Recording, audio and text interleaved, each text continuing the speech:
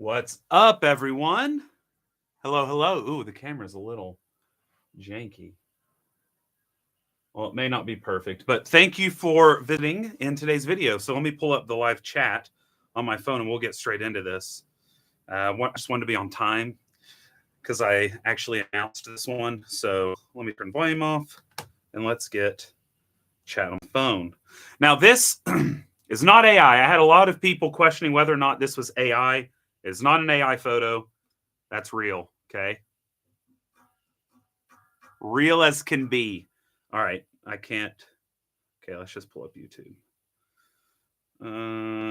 Here we go. Okay, and pause the video because I don't need to watch myself. There we go. And there we are. All right, so let's get started for real. All right, so this is a cool modification. So a guy named Sebastian from Germany reached out to me, say, a month ago maybe, and was just like, hey, I have this cool modification. My friends and I have been working on it. We would love for you to see it. We're not selling it, at least not yet. We're just curious, what your thoughts are. We know you love lever machines. You like weird stuff. And he sent photos. I'm not going to lie. Whenever I get emails, I kind of gloss through it. And I was like, okay, yeah. And then I saw the picture and my jaw dropped. Like, I was like, oh my God, I love this. So, of course, I responded with, yeah, I need it. I need to see it. I need to play with it. I need to touch it. I need to feel it. I need to love and touchy squeezies. Scrubs reference, if anybody. Oh, it's love and touch and feelies, I think. Anyway, I was so stoked about it. So he was like, I could ship it to you or I can just fly to Porto. So he's currently in town. He's somewhere in Porto right now. He came over 2 days ago, I believe. Maybe it was yesterday. I don't remember. But maybe it was yesterday. Time is a continuum. Anyway, and brought over his own machine. This is his personal machine. And then he brought a kind of finalized version of what this modification is, which is, nope, right there. So, boom. All right, so in this video, I'm going to talk about the modification. I'm going to pull some shots with it. We're going to take one off. So I'm going to take the modification off of this one so you can see all the pieces. There are 29 pieces that make this up. We're going to talk about like who it's for and whatnot. So let's just start off with like with a shot of espresso. I think that's the best thing to do because you're all sitting here with bated breath wanting to see this thing pull espresso. I pulled one just before. So anyway, got to knock out that puck and clean the basket. We'll get a shot pulled. Now, obviously, there are going to be a lot of Pavoni purists who are upset with this. If it ain't broke, don't fix it. You wouldn't modify a 1973 Volkswagen Beetle. I get it. But the fact of the matter is, this is also, isn't this regressing? Now you don't really get control of your shots. I understand all of that. The reality is a spring lever is a really special style of machine that there aren't that many of nowadays. If you're not buying a vintage spring lever, then your options are really limited to the Ponte Vecchio Export. Give me like 4 seconds. The Ponte Vecchio Export, which is right, where the flip is it? There you are. You're hiding on my shelves. There you are. There you are, you cretin. Ha! Come on out. Don't be shy. Okay. All right, so the Ponte Vecchio Export, which is this. All right. Nice little machine. Tiny head here, so you don't get much volume at all. It's close to like 1-to-1, 1-to-1.5 style shots. I like the machine, but it's not that easy on the eyes. It's not as, widely used. There's not as much, it is what it is. They're still in production, though. It's a good machine. I love it, actually. The issue is price. The price is something, it depends on where you're at in the world. In the US, it's much more expensive than in Europe. In Europe, though, let me turn off my VPN. That might mess with my stream on my phone, but y'all know I got that VPN. Let's see, Ponte Vecchio. Let's see what the price is. Someone might beat me in chat with what the price is in Europe, but, I forgot that Ponte Vecchio is a place. Let's just put export. Boom. On their actual website. 1,249 euros. In the US, though, it's something like 1,600 US dollars, something along those lines. Expensive. Next, we have the other option is an Electra M-Call. All right. So that's the Micro Casaliva. And then here we go. This is direct from Electra. What's their price? The price is, does it say on their website? Okay, no, it doesn't. So we'll have to go to a distributor, Coffee Nest, because that's a, wait, they link to check price. Okay, this is taking too long.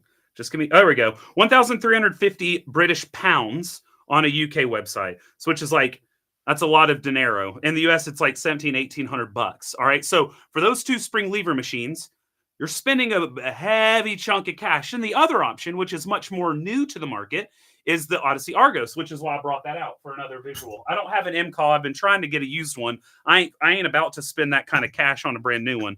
But anyway, here's the Odyssey Argos, which is, mine has the spring in it, okay? So spring lever, and I actually have the S-Works conversion kit, so it should be able to fit this, because this is a pre-mill La Pavoni with 49 mil. Where are the ears? Yep, there it goes. Oh, it's not. Oh, it's because the, whoops, I shouldn't try that. The handle on this doesn't like it, but my S-Works portafilter, wherever it is, fits in this because it's 49 millimeter now. So you can get this, which they are now, I believe, $1,299 US. 6-month waiting period, and then if you want to do any upgrades, that's extra. So a good price, all things considered, right? Good price, all things considered. When you look at the market and you look at the M-Call, you look at the Ponte Vecchio, that's a good price, but it's still quite expensive. La Pavonis, on the other hand, you can find used ones all day, every day, because these bad boys have been around for friggin', what's 63 years, 64 years, something along those lines. So you can always find a used one somewhere. I just saw someone in a Facebook group post that they found one for $10 at a garage sale, and they're easy to restore. They're easy to get gaskets and seals for, and they are just simple to maintain. Very simple. And I think they're pretty. They're attractive. And they're just simple. They're easy. So you can get a used one for $200, $300, $400, $500 in Europe right now. At any given moment, I could get on and find one for $500, $600 at the worst. And then you'd be able to convert it and have a spring lever if that's what you were wanting to get. Or you can have the option of spring or direct, because this is so simple to take on and off, and I'll show that later. Anyway, shut up, Lance. Let's pull a shot. I'm going to pull some Saka because, I got to do some, I'll do some light roast too in the video. I have this natural Legacy from Coffee Collective we'll pull later. But for now, I got to do my baby girl. All right, last I checked, I had to grind a little fine. I didn't want it as fine as I had it, so we're going to take a 13-gram dose. I got my Coffee Tech Monolith Max 2 with SSW burrs. A lot of people are always surprised that I use this for dark roast, but yes, I do. I think it gives me a really, really, really good cup with this Neapolitan coffee. Okay, so we have on here, I actually have the 7-bar spring from the Argos. This fits Argos springs, but they also have springs that you can get. Now, before continuing, before I pull the shot, they're not currently selling, but they did just set up a website. I'll link it below. The website, I think, is springoni.com. So spring, then O-N-I, like La Pavoni, springoni.com. And it's a landing page. They're garnering interest to see if they should release this. So Sebastian, kind of the innovator behind this, he is a product designer, and he wanted to make a spring modified La Pavoni. So, all right. So this is all him. And he's gone through with the machining and all of this, and it's all made in Germany. He's very in Europe. He's very specific. He wants it all kind of in Europe. So a lot of these pieces are quite expensive to make, and they're out of aluminum. Now, you may say, aluminum, doesn't aluminum corrode? Yes, in the presence of water, but this is not touching water. It might get a little steam on it, but I mean, hey-oh, that ain't doing anything. So this, and it gets a little warm. I don't know if my infrared will measure temp well on this due to the fact that it's reflective, but yeah, it's not going to read it. I didn't think it would. But it doesn't get very hot, so just to kind of prove it, here you go.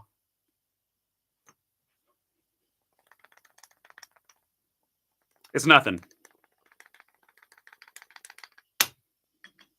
I mean, it's nothing. It's probably 40 degrees, maybe. I don't know.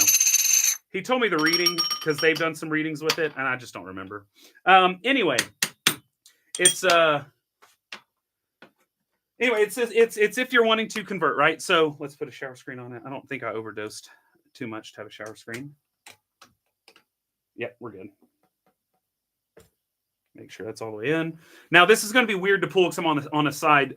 He also has an arm extender on it, a lever extender. And then there's a handle right here, which is very important for a specific modification that I'll show you in a second that I won't be using on this shot. But there's a handle here to help you keep it grounded because the Pavonis tend to want to topple, right? They're not very heavy. They tend to want to topple forward. This is going to be even harder to not let topple forward because I'm pushing away from me. And in fact, you know what? Screw it. I'm gonna do a little bit of that.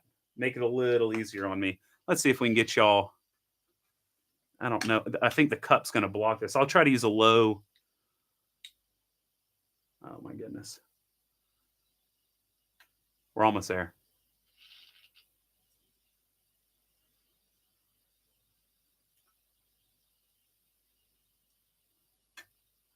Son of a bee. I'm a bee. There we go. That's good enough. Okay. Then we need to get low rider cup. Not rider cup like in golf. Okay.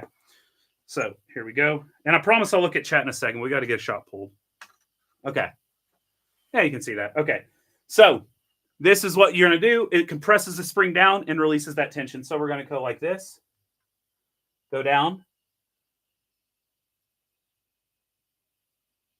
Oh, wait. I didn't have pressure in the boiler. Whoops. I turned it off before I shot. Oh, no. I'm an idiot.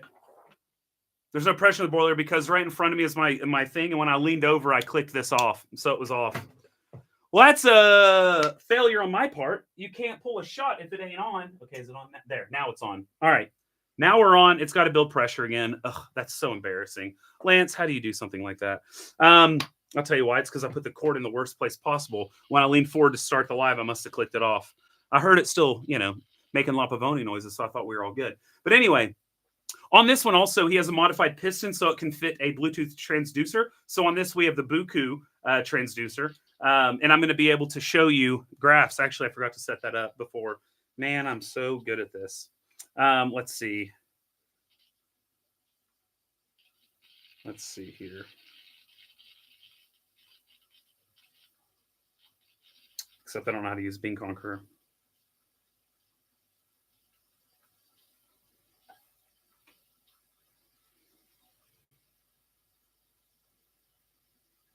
Let's get to espresso machines. Let's just say espresso machine. That's fine. Wait, I think there was something else down there. Oh, coffee lot. They have hand lever, and it's a picture of Pavoni. Preparation espresso. Save. Okay. Device connection. Ah, here we go. Choose device.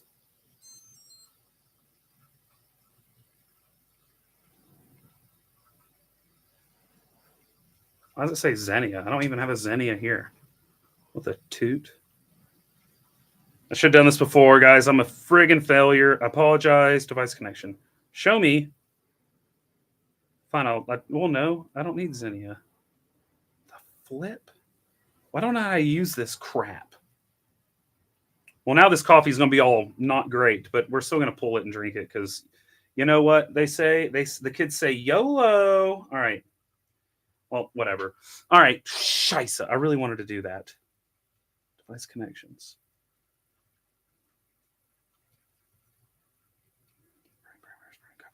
Settings.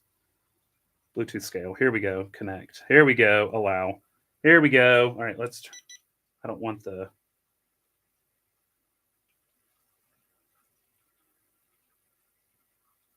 Searching for scale. All right. Connect to the Buku. I guess it doesn't matter if it's Buku or not. It connected automatically to my Akai Lunar. So we'll just use the Akai Lunar. There we go. To retry connection. Oh. What? Freaking heck. There it is. Scale connected. Pressure device. Come on. Don't say you're searching. You've already found it, you dodo head. Guys, I'm so sorry. This is embarrassing. All right, we're at pressure though. We'll go ahead and do the pull. I'll do the stuff later. All right, let's see. Oh, we probably filled it with an air gap after that last fail. Oh well, we're still gonna just let it yeet. Yeah, that didn't pull very well. Because I'm the worst. Sorry about it. All right, we'll pull. That'll be fine, actually. I need this Bean Conqueror app to work, though, so y'all can see it. This is such a fail. I'm going to have to, like, edit this part out in the future, like when this gets on the tube. Okay, we got to add Scheisse. Methods. There it is. Settings. Where's settings? Oh, it's over here. Settings. Bluetooth. Connect. Searching. Connected. Pressure. Connect. Searching. Connect to the Buku. Connect to the Buku. Connect to the Buku. Me.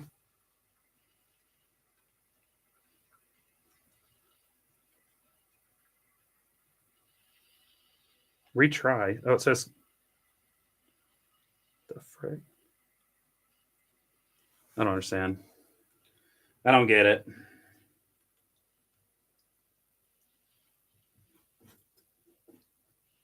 I don't want it to sneeze on me. I'm going nice and slow. There we go. Pressure device connected. Okay, we're good. Hopefully that is this pressure device and not something in my drawer. Because y'all know I got a few pressure devices in my drawer. Okay, the app's bugging out on me, though. Probably need an update or something. All right, last attempt, not statistics. Last attempt. Bluetooth scale. Pressure. I think it's on. No.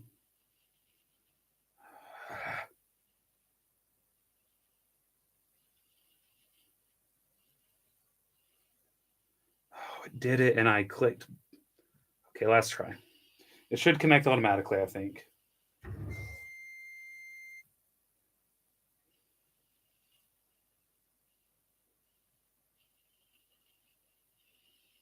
Okay, connected scale, connected pressure device. Okay. So we go home, brews. Let's add a brew. Create a description for one type of bean, one brewing method, one grinder.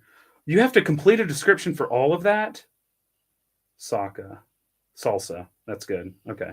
Grinder. I don't want to have to do this. Jam. Okay. Now brews. Now add. There we go. Now we can do it. Now we can do it while brewing. Okay. And then there's the start. Okay, now we're good. I figured it out, guys. I'm not that old yet. All right, in the future, Lance, you're going to edit up until this part, and we're going to act like I'm not 55 years old. And all right, we're going to pull a shot now on the La Pavoni. I'm going to get my coffee ground. There was probably not continuity there. People in the future, I definitely edited out a portion because I don't know how to do stuff. All right, so Saka. We live and we learn, right? And I won't be able to change that for like 24 hours, which is frustrating. All right, but I'll have that phone up so y'all can see what's going on. All right, now we're Gucci. Now we're super Gucci. I should have practiced with Bean Conqueror. I've never used it with the Bluetooth transducers because I'm not a tech person, and I always use, when I use Press Sensor, I just use the Press Sensor app. And when I use my Smart Espresso Profiler, I just use their app because the people who make them actually walked me through how to friggin' do it. Okay. I think that all good. Okay. There we go. There we go, baby. Now we're going to do this. I'm sorry I won't have the mirror. It's just going to be too difficult to get everything in shot. So let me find an espresso cup. I've been drinking so much espresso recently. It's kind of nuts. Okay. Where's my shoot boop be doop boop? You know what? Screw it. Okay.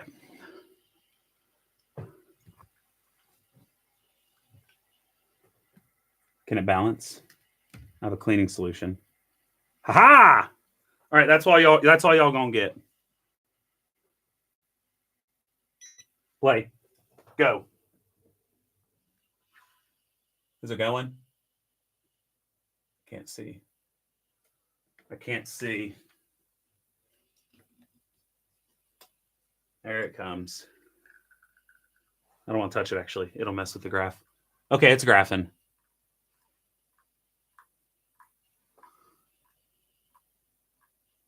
Can you actually see it?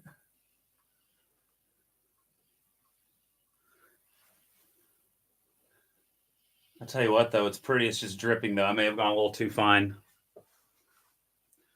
How silly of me. Oh, well. Okay. So let me check this out. So with this, so far, we peaked at 7 bar. It's a 7-bar spring. We're just under 7. We peaked. I can't tell right now because it's still going. I just don't know how to use this.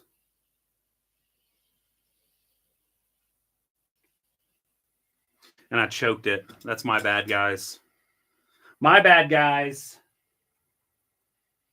Okay. Oh, you know why I choked it? Because, again, newbie alert. I was using paper filters earlier. Then I went with no filter, and it slows up a lot when you don't use a filter. You're such a dunce. Okay, let's see. Can you, like, scroll with your finger? Pressure. I want to see pressure. It wasn't reading pressure. I thought it was. Ah, so it did connect to a different Bluetooth transducer. So that wasn't pressure I was looking at. That must have been the flow rate. L's, O's, L's. Let's see. Settings. Bluetooth pressure device. Disconnect. Connect. Let me take away my other devices far, far away. I have 2 devices here. I got to take them away.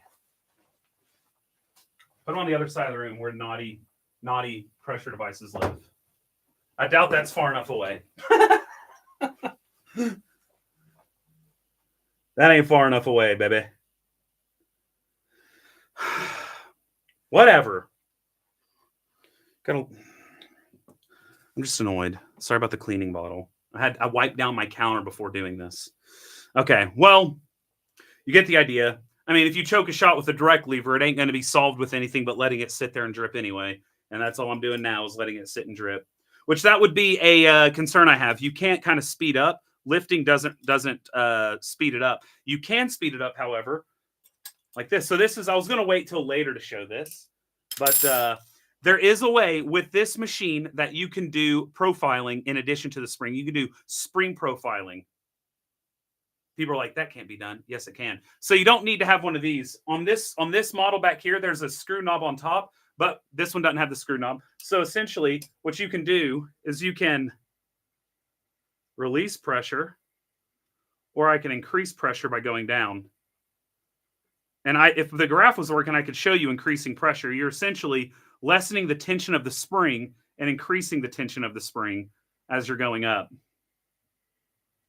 So pretty cool, pretty cool. So that means that you can do some sort of profiling in the middle of a shot. Like if for instance, you go and you think you have a channel, you can loosen it and then tighten it back up to continue on. So you'll have a pressure dip from that, but it can help to like lessen channels or something along those lines.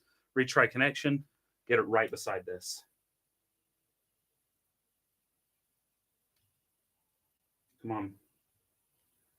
Come on, baby. Do it for me. Do it for me. Do it for me.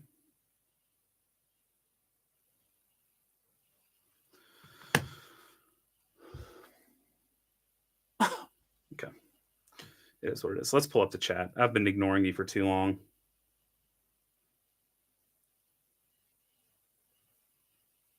Little brother, he'll start reading comments in a bit. There we go. I'm Lance Hedrick. Okay. All right, let's see. Sorry about it. Okay. We'll go ahead as this is finishing because I choked the living snot out of it. I'll do a paper filter on the next one. I'm a little. Let's just test the waters.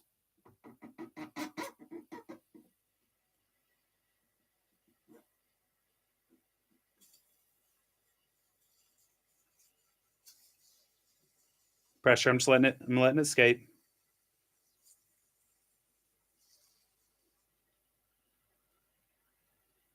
There we go. There we go. Not bad. I mean, it was bad, but not too bad. Okay. Now we'll do a bottom paper filter. I even have them set out by my grinder because I was using them and I just forgot. So someone was asking, when I was glancing through, I saw someone said, why does a paper filter increase the flow? I've explained this before in many a video. Also, we only have 20 likes and 129 viewers. I'm not going to be that guy, but I am going to be that guy. Hit the like button, please. That'll help me. At least my ego. I don't know if it actually helps anything on YouTube, but it helps my ego. So when you have a paper bottom, when you have I keep saying paper bottom boys in my head. When you have a piece of paper on the bottom, what it does is essentially opens up the surface area for the extraction. So you have more coffee in contact with the exit, and then it's able to go more quickly through this. Anyway, without getting too deep into it, I have a full video on it. But yeah, so all right, that was such a fail. I'm such a failure. I want this buku to frick. Oh, it says there's something connected. I just don't know how to check if it's this because I don't know what this is called. It's just a bunch of numbers it says. I don't know how to check it other than pulling another shot. So frustrating. Whatever. Okay. We'll do another brew though. All right. We're going to do one more with the socket. Then we'll go to light roast, and I'll actually read. I need to get my espresso. I'll read questions, then we'll do a light roast. How about that? I think that sounds like a way to get us back on track. I think it's hilarious. People were questioning if this was actually live. Like I would load something to trick you, where I was an idiot and didn't know how to work an app. Yeah, like I would do that. I would never do that. Not to you, not to me. And I'll explain. Okay. Go and clean this out.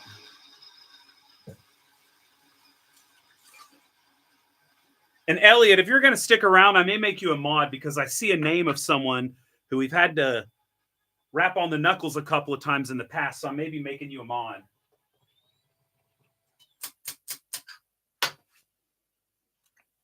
All right.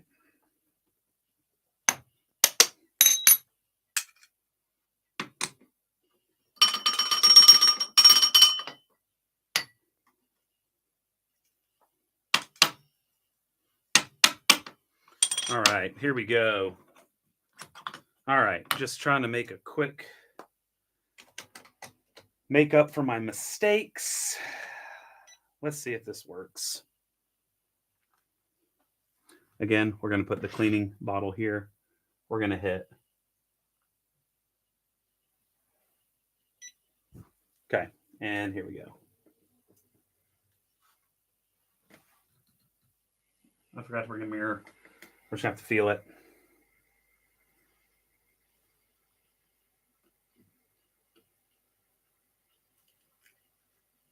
Oh, yeah. See, that's money now. With the paper filter. I just forgot the paper filter. Just forgot the paper filter. All right, so that was obviously a super ristretto, but it's what I wanted. I put in 13 grams. I got out about my scales. Yeah, I got out about 13 grams. That was a 1-to-1. Did it do pressure, though? Green is pressure. Didn't read pressure, so it's still connected to something else. Now I got out 18 grams, so just over 1-to-1. Could have used a Fellini or allowed more of the puck saturation, but I'm live. I'm nervous. Not really. But anyway. Oh, it's fantastic. I don't care. I don't care what you say. Okay. Now here we are. Gotta leave X. Pretty attracted to the idea of the spring mod for the Pavoni. Yeah, it's cool. Pre and post millennium. Yes, pre and post.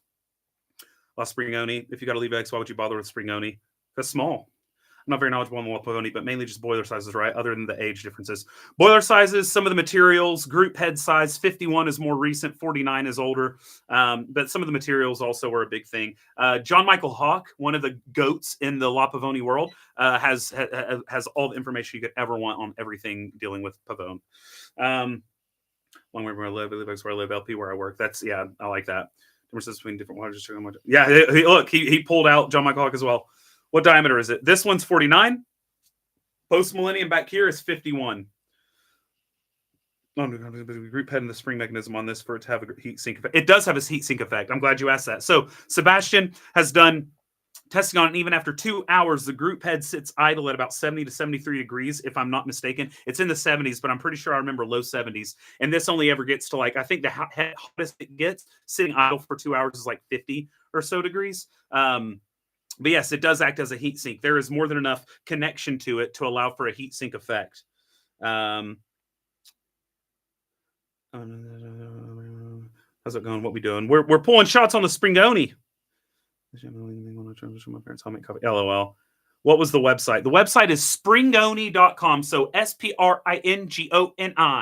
Springoni.com. Springoni. Sorry, I'm singing. But also, there's something I needed to share with you because while we're here, while we're talking about websites, you all should go to airtime.com because Airtime is the sponsor of today's video. Bada bing, bada boom. We are on Airtime. So what is this? What is this company? What do they do? Why are they sponsoring Lance Hedrick Unfiltered? I don't know, because that is a very sketchy thing to do. Who knows what I'm going to say at any given time. But anyway, Airtime, they made these cool graphics for me, which you can get. I'll update with a link down below where you can get the same graphics I use, but you can use lots of different graphics that are preloaded on there in your online meeting. So let's say you do a Zoom meeting every Wednesday and it's boring as heck. It's 3 hours long. You can have some fun by tossing gifts like this right here. Bada bing, bada boom. Hey guys, I got to go. I got to make me some soup because it's soup time. Or you go, be right back. I'm brewing something tasty. And so you run off screen and they're not like, hey, where did Lance go? You go, I'm right here, baby, because I'm the burr man.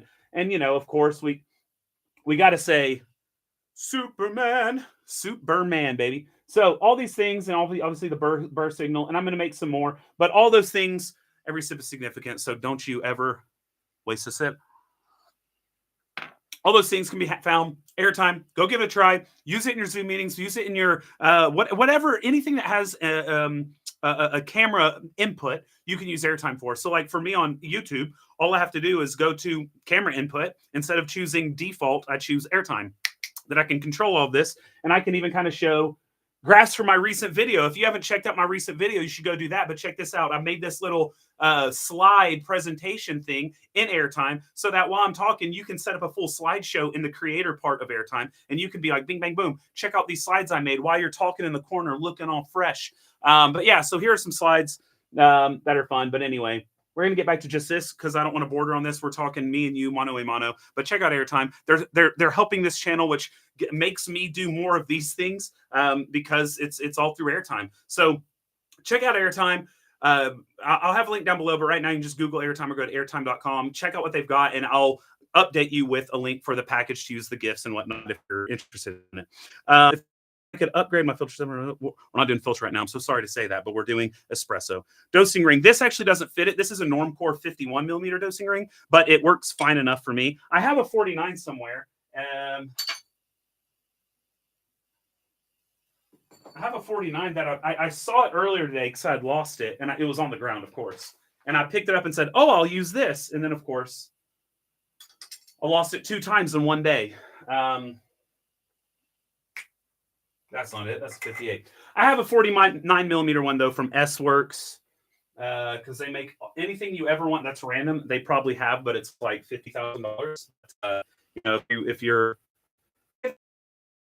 na na na na na na na.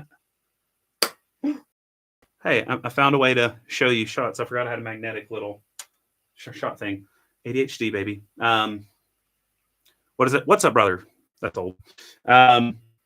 Never goes away. ZB6 is excellent. Looking at Pavoni boiler max at 2.5 bar. I mean, that's the max, right? Mine it only goes 1.5, but you can set it. Well, it just depends. I just had a good 5-minute brew time on my port. Nice. Vectus with all the recent changes. The pressure stat no sales. It's in similar price. Vectus is not a new Italian company. The Vectus is from Londinium, which is I believe a British man who lives in New Zealand, but they're produced for Chino in the UK.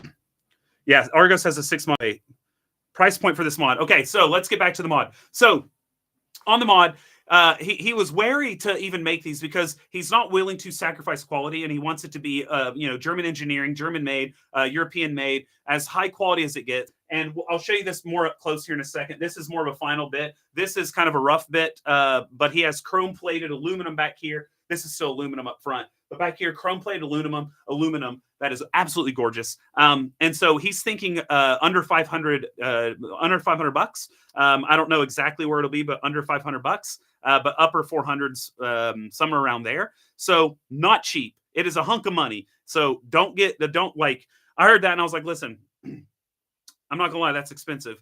I know it's expensive to make, and like I said, we'll take it apart here in a bit because I didn't want to take apart a hot one, so I kept this one off. We could have used it, but I want to take it apart. I don't want to burn my hands.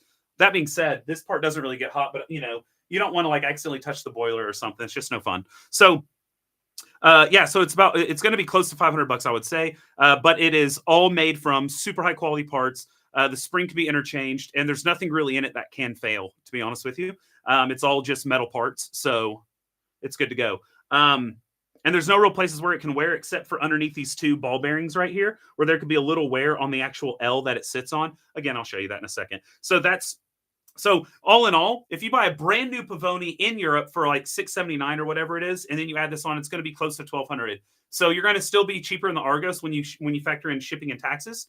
If you're in the US and you buy a new La Pavoni and then this, that's going to be more expensive than an Argos. So it depends. If you're wanting a brand new Pavoni and this, I don't think it's necessarily. I mean, we can get to the comparison right now. I was going to wait a little bit. We'll get to the comparison. I brought this out because I know people are going to say, why don't you just get an Argos? First of all, I personally am not a big fan of 58 millimeter, and the amount of water this can take in for those pucks is not that much water. So even if you don't believe in the small basket hype that I obviously do, you still won't be able to get that big of shots unless you Fellini. And Fellini's fine, Fellini. You seesaw that bad boy. And that's fine. You can get more water doing that. But if you don't want a Fellini and you only want one pool, well, you're going to be stuck at really low ratios with bigger doses. So I just prefer smaller portafilters. That being said, S-Works has made a conversion kit. I bought mine. I don't know what the price was because I bought it a while ago. And honestly, there's something wrong with my boiler. I have to go in and figure it out because there's a lot more electronics on this with like a PID controller and stuff. So you have that. In addition to it, there are obviously fail points with the extra electronics. But it is a wonderfully made machine, I think. There's fail points with everything when it comes to electronics, and they're constantly making updates. And Ross is an incredible person. I love Ross. I love the project. But there are going to be people who want the tried and true 60 years being made La Pavoni with an upgrade to have the spring. And the spring can come off very easily in like 5 minutes, especially once you get the hang of it. This one, obviously, you can change the spring and make it direct as well. So you have the capability on both. But yeah, so, if you want the Argos, then that's great. If you want the La Pavoni, because you already have one, or you can find one cheaper used, or you can buy an even higher quality one than the modern day ones by buying an older one with a 49 millimeter group, yada, yada, yada. So that's really what it comes down to. If you want to save money and get a spring lever without breaking the bank as badly, you'll still break the bank. It'll be it's a bit of a meme if the modification you get is more expensive than your base machine, which will happen if you buy a used Pavoni under $500. That'll be kind of a meme. But Lord knows I've memed. I use a $200 basket before in my Pico Presso. So, what are you going to do? But that's where it kind of comes down to is you can get the Argos, you can do a conversion, or you can keep it standard. It doesn't matter. And you'll be very happy. Or you get a La Pavoni, which, it has its history behind it. It has the look about it. That's, more of that traditional Italian. It's Italian built, if that means anything to you. And you have a massive community around it. There's also a community built around Argos. So honestly, 6.5 one dozen the other. If I were to choose one, that's a hard question. I would probably lean towards La Pavoni, but it's only because I have a bias towards older machines, which I know a lot of you do. And it doesn't bother me to have something that can be reversible on it. Doing this, you can literally reverse it back at any moment. There's no damage done to the machine. There's nothing that's not reversible within 5 minutes. So that's like personally. That said, I do really like the Argos quite a bit. I think it's more sturdy. Whenever you're pulling on the shot, whereas the Pavoni kind of wants to tilt a bit, regardless of the spring. That's with direct lever too. I think this one has a bit better balance on the back end. It does a little bit better job there. I've never been a big fan of this thing. That thing kind of annoys me, and I don't need that big old steam wand. I would love it if they had that without the steam wand. The other issue I have actually with it is when you pull a couple of shots, that steam pressure just goes away.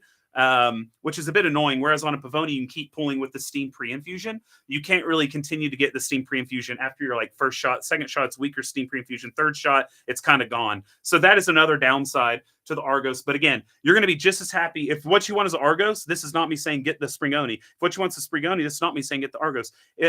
Whatever you get, you're going to be happy with. I'm not giving you buying advice. I have also, important disclaimer to my buddy who does the time cues for these videos. Make this a time cue. I was not paid to say anything about this. I will receive nothing if he actually ends up making these. I'll receive nothing, period. I'm not even, this isn't even mine to keep. This is like the first one they did in the final version. And then this is his that he's taking back with him as well. He's coming back over tomorrow or the next day, whenever he leaves, and he's going to pick these up and he flies away with them. So I don't even own it. I'll be buying one. If they come to production, I will buy one. Okay. So there's nothing in it for me on this other than I am a freaking nerd. And when I find something I like, I get a little too passionate about it. I think we all have seen that with me. And it's, you either love it or you hate it. I feel like there's no middle ground. There's probably people watching this because you love La Pavoni and you don't like me, but you wanted to see something with La Pavoni. And hey, we welcome you, brother or sister. That's great. It's fine. But I'd still like you to hit the like button because you could at least give me a little something. Anyway, yes, let's see. John Bugman Decent said medium roast espresso are so basic and uninteresting. I like it though. How do you get the most out of that roast from Burst Recipes? So first of all, I would like to see in print him saying it like that. I find it hard to believe he would say such harsh words about it, especially when he knows that a lot of his customers enjoy medium and dark roast. I have to imagine he would have said it a little bit more politically correct. I don't think they're boring and uninteresting. I don't think they're as complex as lighter roast. That's absolutely certain. I would say they're definitely more simplistic than lighter roasted coffees. And that absolutely. I mean, there's no really getting around that. You can point that out with gas chromatography. There's just less going on the darker roasted coffee, but which is fine. They can still be absolutely fantastic. And a lot of people just want that. And that's fine. And I just drank a delicious sake. I've got one more sip, and every sip, and just so you all remember, every sip's significant. So let me have a second.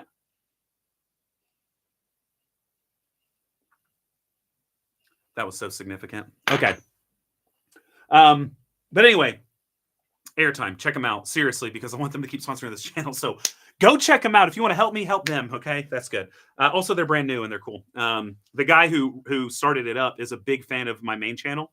So that's pretty cool too. I mean, we got coffee peeps everywhere. Okay. So, yes. So when it comes down to that, I personally, I mean, it's expensive, but I love the SSW burrs on the Coffee Tech Monolith Max 3 with darker roast. That always blows people's minds, but for me, it gives me such silky bodies, such chocolate notes, such sweetness. It also does well with light roast. I think it's a really nice roast, really nice burr set for espresso in general. I think it's good. You can do, the old conical burr thing, but there aren't that many cone burrs that I actually kind of enjoy at all. I think the Femo book A68 does a really nice job, and it's not that expensive. And it gives you nice pour overs as well. So I think it's really nice down the middle. Yeah, anyway, so the grinder is obviously important. And then recipe 1 to 1, 1 1.5, 1 to 2. It depends on how dark.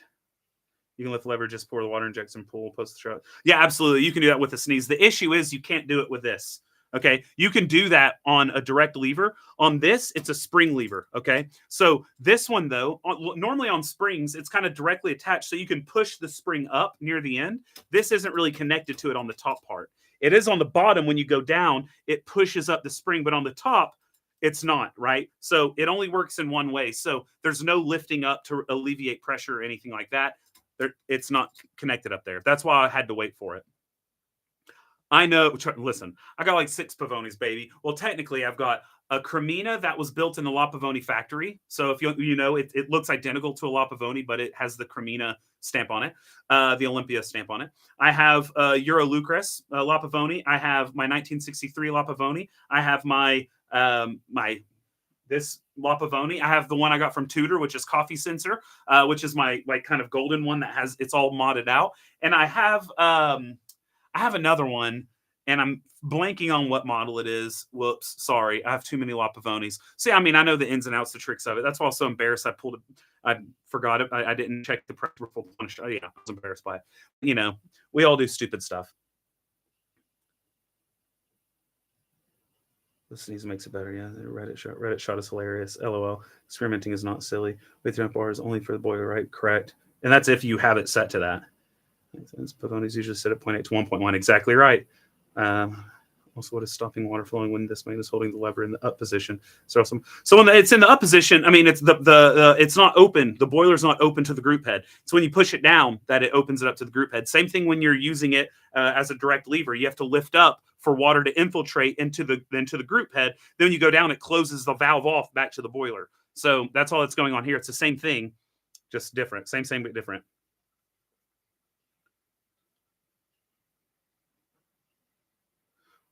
Website again, springoni.com. There's a light on the end of the buku. Oh, there is a light and it's not on. I don't know how to get that going. If it wasn't for Lance's ego, I'd probably be drinking Starbucks every day. Hey, baby. My ego sucked you in. It's so big, it's got its own gravitational pull. Come to coffee.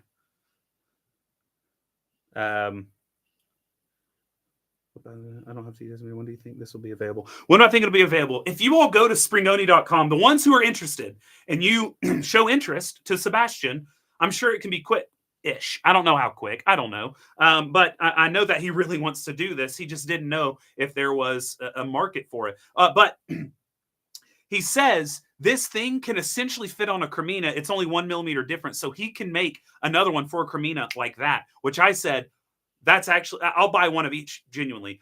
I have a 1973 Olympia Cremina, and I would love to springify that bish, okay? I would love to springify it. Like, you have no idea. So I would springify the ish out of that. I'd springify one of my La Pavonis, and I'd be living luxury. Because when you think about it, a lot of people have noticed that a La Pavoni, or a Cremina, is a La Pavoni in a box. I mean, that's not necessarily wrong, right? And the spring lever Cremina is like 4,600 euros. It's like, right? Like in the cartoons, right? So you can buy a used Cremina, right? And you toss a spring mechanism on it. Bada bing, bada boom. You got a $4,600 box. You know what I'm saying? So I think that's sick. I would love a Cremina spring. Honestly, probably, to be honest with you, I probably enjoy using my Cremina more. But it's only because I'm obsessed with the way the Cremina looks. I love the color of my Cremina. I keep looking over this way because it's sitting on a shelf over there. I love the look of my Cremina. Though I love Pavoni and what they've done and the price point, everything. My Cremina is 1973 Cremina that's in like near mint condition. What is it? Hello, Harvard, yo. Jack Black, School of Rock. Thank you very much. What is this mod called and where do you buy it? Wait, let me see. Let's see.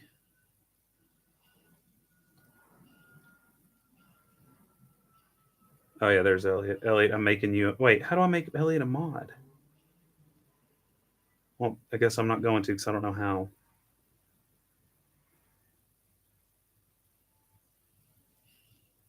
Don't know how. Probably should have made you a mod before. All good. Okay. You've gotten 6 ads. Oh, I thought ads were off. I never have ads in these. What the heck? Is everyone getting ads? You know what? The Wired Gourmet just made a video talking about how Google like owns his channel now because they're just like being ridiculous, like forcing ads on him and stuff. And he doesn't want his videos to have ads. I've always selected, or I have as my default selection, select mid-roll ads manually, and then I never select the ads manually. And so if they've reverted that to be sneaky, that's annoying. So please, if you're seeing ads too, let me know because that's not cool. I don't know how to change it midstream though, sadly. That's very frustrating. That's annoying. Okay, sorry. Sorry, I don't like reading that. That's annoying. I like to do these ad free, you know? First of all, it's because whatever. It's not like it's going to make but like $12 max. No, it wouldn't even make $12 making y'all watch ads in the live. That's like if it was a long game, I guess. But I have ads on once it's published, but not while it's live because that's stupid. And sometimes people are kind of giving me little tips. Like there's like a super thanks or something that people do sometimes. And I'm like, oh, nice. So there's no point in doing ads. That's super annoying. Okay. Sorry. When do you think it'll be available? Oh, yeah. I already answered that. Mod is called Springoni, and they're taking interest right now.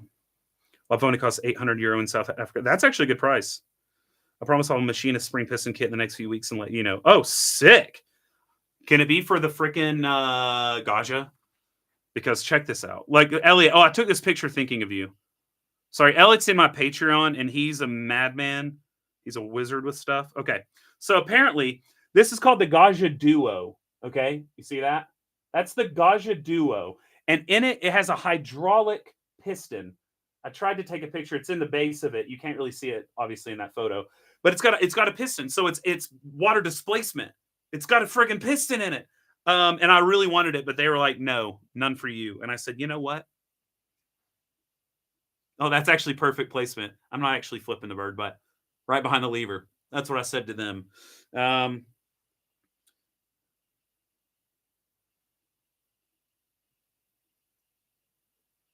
Aluminium. Sorry. Aluminium. Convex video will come soon.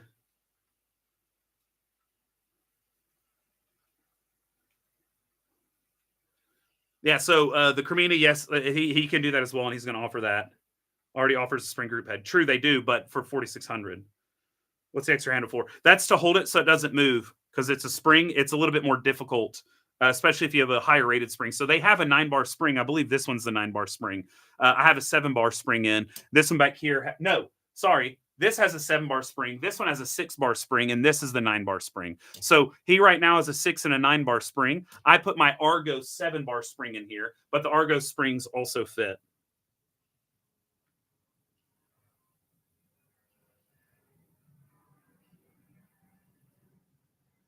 In the US, Argos is an easy choice IMO. Yeah, it just depends on what you want. Like, again, personally, I would probably lean towards Pavoni even in the US. It would be probably, honestly, it'd probably be like 100 or 200 more if you bought a new one. But even in the US, you can find used law Pavonis all the time. Like I said, that person that found one for $10 was at a garage sale in the US. So let's say you find one for $500, you buy us for $500, you get up to like $1,100, and then let's say shipping and everything includes like $1,200. I personally would take that because I don't have to deal with buying a really expensive conversion kit from S-Works, which I would want to do if I got the Argos. Like I did it. I mean, it's not what I would do. I did it. I bought the Argos full price. I have receipts. I can show it. I bought everything full price, and I bought the S-Works conversion kit for it. And so overall, I would save a lot of money going the La Pavoni route because I would definitely buy a used one and just work on it. And you don't have any annoying electronics that could go bada bing, bada boom out like a light. But I do like the Argos. The Argos is great, and I stand by my review that I made of it, and it's still a great option. But I'm just saying, for me, with my penchant for tradition, my penchant for wanting to restore things, and I love this kind of crap. Same for Bianca's. Yeah, it's because with Bianca's and with Pavonis, they sell through distributors. The distributors got to make their change, right? Mod work with all the other La Pavoni mods. Not if that messes with the top of the La Pavoni. So the La Pavoni has the double nut on top. You take off the top nut, and that's kind of where it sits, sort of. You can get a plug for the wand on the Argos, and there's a second temp profile for the Argos to prioritize pressure. I've not played with mine in a while because my boilers had some sort of issue, and it's not a hardware issue; it's a software issue. So, or not software issue. It's a oh no, my laptop's about to die. Let me plug it in. This is annoying. So sorry.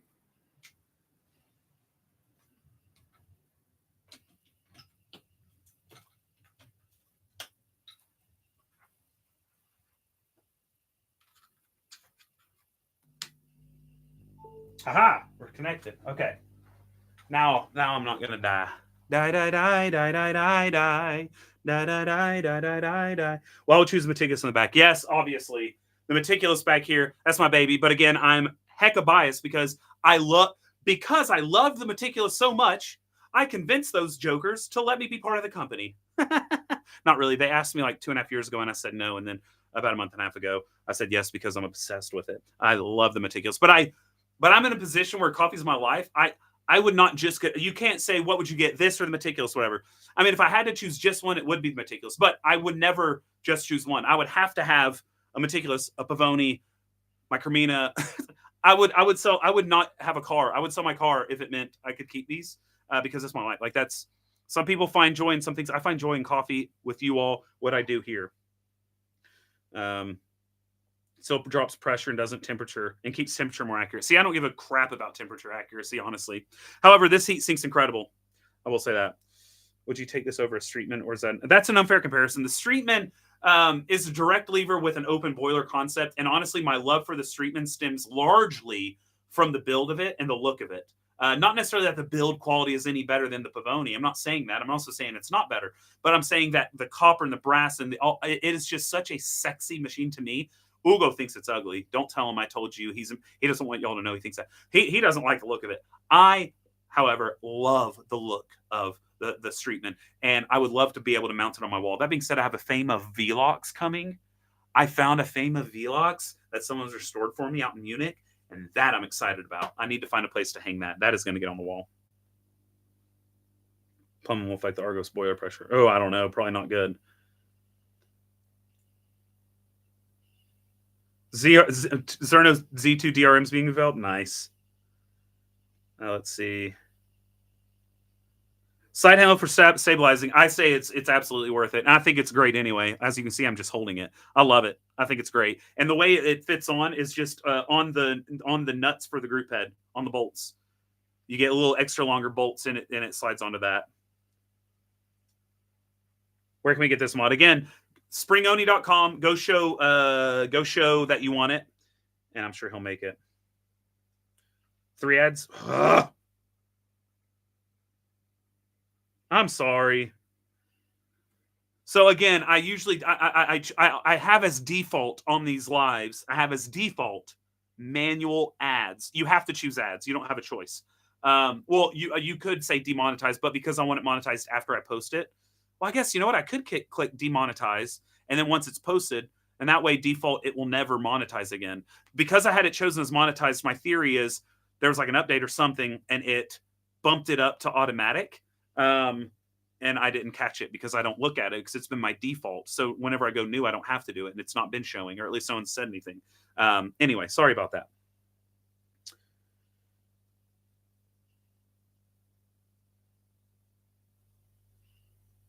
Springoni, and I just get Springoni. Yeah. Just do Springoni.com. It's not Spring. Yeah, Springoni. Well, let me just triple check. He sent me via Instagram message the name of it. Let me triple check it. Yes, www.springoni.com. I'm going to click on the link just to see if it works. It says problem loading the website. Okay, well, you can use doser.coffee because it looks like the Springoni link has been broken. Let me check Springoni. Let's see. Oh, yeah, no, Springoni, it works. It just takes you to doser.coffee. So doser, doser.coffee. Or you can do springoni.com. It takes you to this.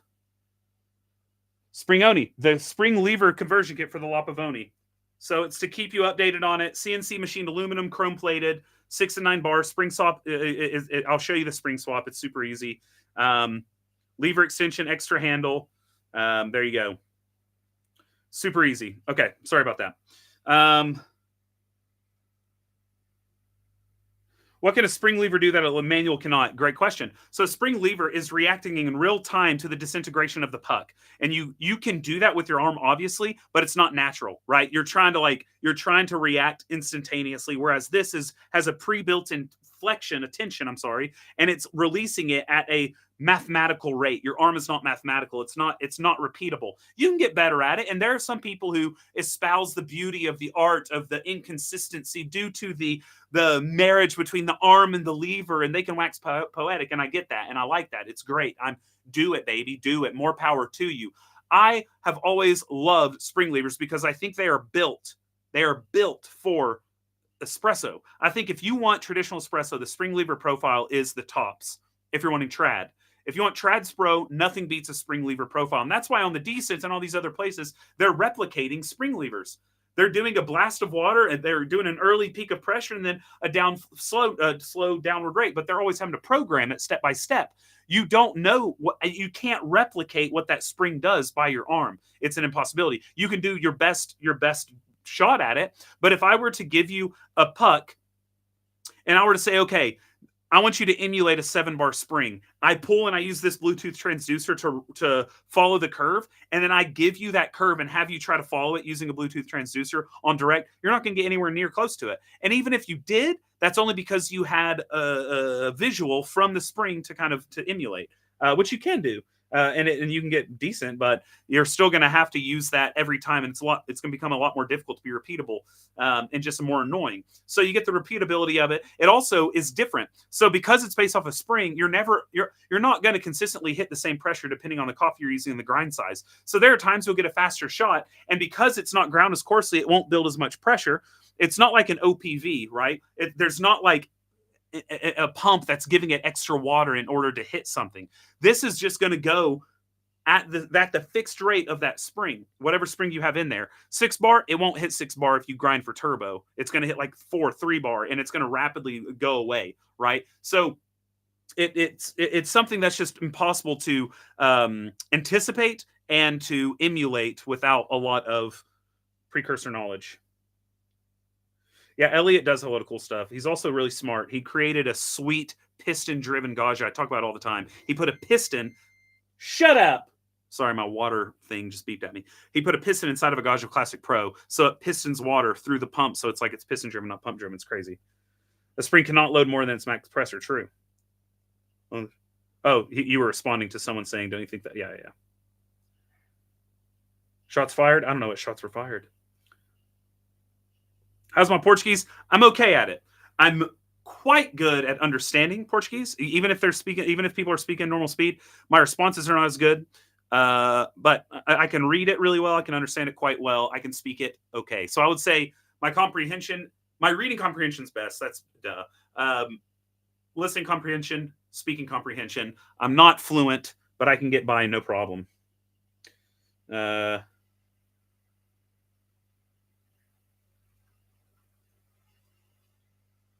I don't know. I don't know how to do a pinned comment, but here.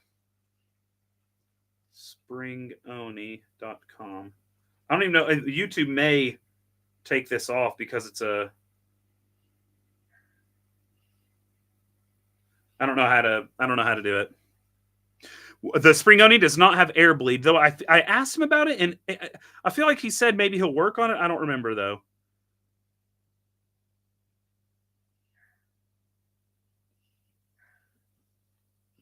$200 basket review. I've done reviews on $200 baskets, baby. Works without www. Okay. So don't put www. Just go springoni.com. The full manual lets you try it and manual. I mean, true. Yeah. But like, this is not making it so you can never do direct. And why don't we just go ahead and do it? I know that I need to pull, before it gets too late, actually, let's do a light roast shot. Let's do a lighty-pitey. I feel like with the Bekele, I was quite coarse. So I'm going to go a lot coarser. I haven't dialed this in. I just opened it. This is Natural Legesse, Natural Ethiopia from Sidama. No idea how it's going to pull. So I just chose a grind size, and we're going to rock and roll. And we're gonna do a lighty-pitey. Just for fun. And I'm going to Fellini this, so y'all can see a Fellini. But that lever extender is quite nice. I like it. Makes it even easier to pull down. But yeah, so we're gonna do. Let's go coarser than we need to go. Just because if it's really coarse, I don't really care because it'll taste good. Go grind coarser. Am I right?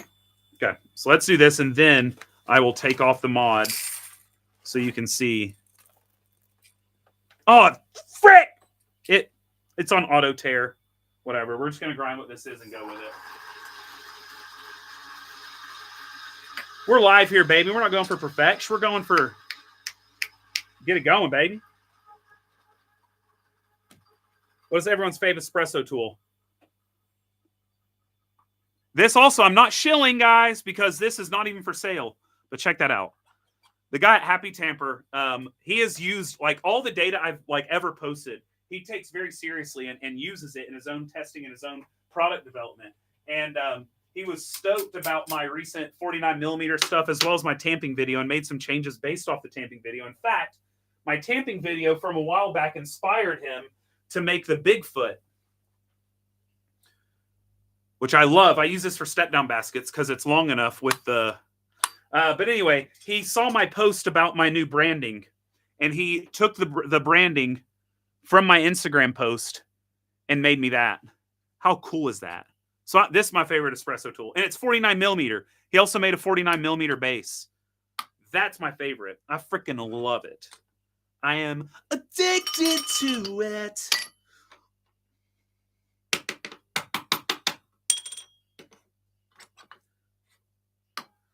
Okay. You know what? I'm going to use a little baby S-Works screen, so I think I overpacked that a bit. Okay. And then I don't want that thing's on auto tear, and I don't feel like changing it. That's not my Buku, by the way, so I'm not messing with it. It's Sebastian's. Anyway, let's do this cutie cuppy. And let's see what goes on. And we go down ski. Oh, yeah, baby. Uh-oh. I should have put a bond paper filter. I forgot. That's why it's so messy. Oh, no. I forgot to put a bottom paper filter. Crap.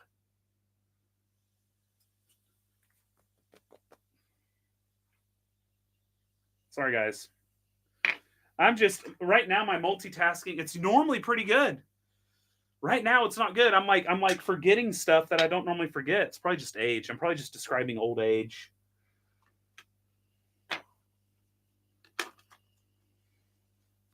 That's frustrating, you know? You forget to put in a freaking paper filter, which now I have to pull another one. I got to put a paper filter on the bottom. Oh, that's so frustrating. I'm still going to take a sip. And of course, it's still pretty decent. To all you traditionalists out there, this is not a traditional coffee, so I'm not trying to pull it traditional. Don't freak out. Oh, I just showing what coffee you're brewing. I'm brewing the Lagusa Natural from the Coffee Collective. Oh, also, very interesting. So while Sebastian was going through making this modification, he discovered that the tolerances with La Pavonis are all over the place. Wherever they needed tolerances, they observed tight tolerances. But wherever they figured they could get away with it, they did. And so he made a lot of things for one of his Pavonis. And then he like gave it to a friend. They're like, it doesn't fit. And he's like, what are you talking about? It doesn't fit. And then they went back and forth and like, he found out now he has like a ton of Pavonis, and he's found out that there's just their tolerances are all over the place. Even with mine back here, within the lever part, he's done this on a post millennium La Pavoni before. But with mine, it took me forever to get the rod up here to fit through, even though it should fit. So he's taking more data. He was taking notes the whole time with my Pavonis here, and he's doing the testing to make sure it fits with everything. And he's just going to widen to make sure everything fits. So on every version of Pavoni. But yeah, so it was interesting to me to hear that. I mean, it makes sense. Everybody has different wiggle waggles in their lever, which even this one has a wiggle waggle, and he said there's nothing he can do about it. If he were to make it perfectly tight for one, it wouldn't fit on another one. So there's got to be a little looseness so it fits every La Pavoni. So anyway.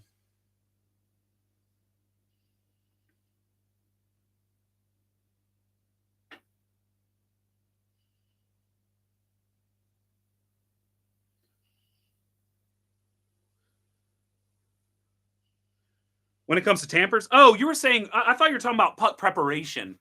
Like, I thought you were asking if people like their WDT, if people like their leveler. I thought you were talking about like espresso tool. I don't think of a grinder as an espresso tool, right? I don't know.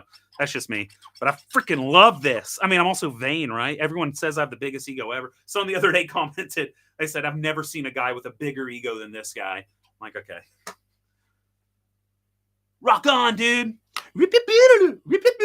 Janitor from Scrubs, anyone? Bottom paper. How do you clean the basket holes once they become clogged with fines? Well, if you're using a bottom paper filter, they should never become clogged with fines, right?